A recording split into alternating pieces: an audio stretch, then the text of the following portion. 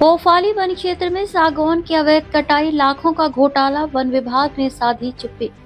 कर्मचारियों की मिली भगत की चर्चा, शिकायत के बाद भी कोई कार्रवाई नहीं।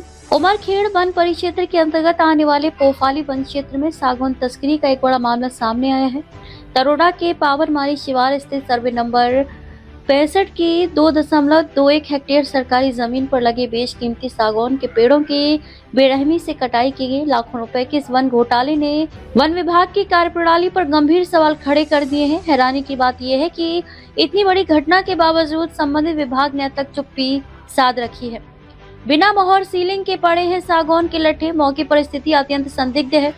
कटाई किए गए सागौन के पेड़ों के 25 से 30 फीट लंबे लट्ठे और टुकड़े जमीन पर पड़े हुए हैं।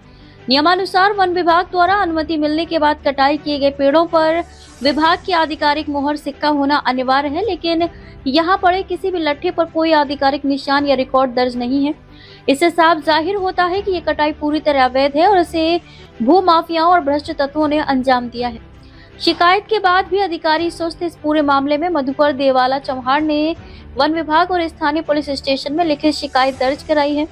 शिकायत के बावजूद अब तक ना तो मौके का पंचनामा किया गया है और ना ही दोषियों के खिलाफ कोई ठोस कदम उठाया गया है। ग्रामीणों का आरोप है कि पोफाली वन परिक्षेत्र के अधिकारी और कर्मचारी इस मामले को जानबूझकर दबाने की कोशिश कर रहे हैं। कर्मचारियों की संलिप्तता का संदेश। क्षेत्र में ये चर्चा जोरों पर है कि वन विभाग के कुछ निचले स्तर के कर्मचारियों की मिलीभगत के बिना इतनी बड़ी मात्रा में पेड़ों की कटाई संभव नहीं है।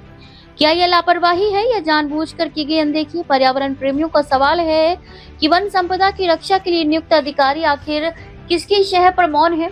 उठ रहे हैं गंभीर सवाल। सरकारी जमीन पर लाखों के सागौन की कटाई किसकी अनुमति से हुई? यदि अनुमति नहीं थी तो गश्त करने वाली टीम को इसकी भनक क्यों नहीं लगी? शिकायतकर्ता की सबूत देने के बाद भी दोषियों को क्यों बचाया जा रहा है? सरकारी संपत्ति की इस तरह लूट बर्दाश्त नहीं की जाएगी। हमने लिखित शिकायत दी है, लेकिन प्रशासन की सुस्ती संदेह पैदा करती है।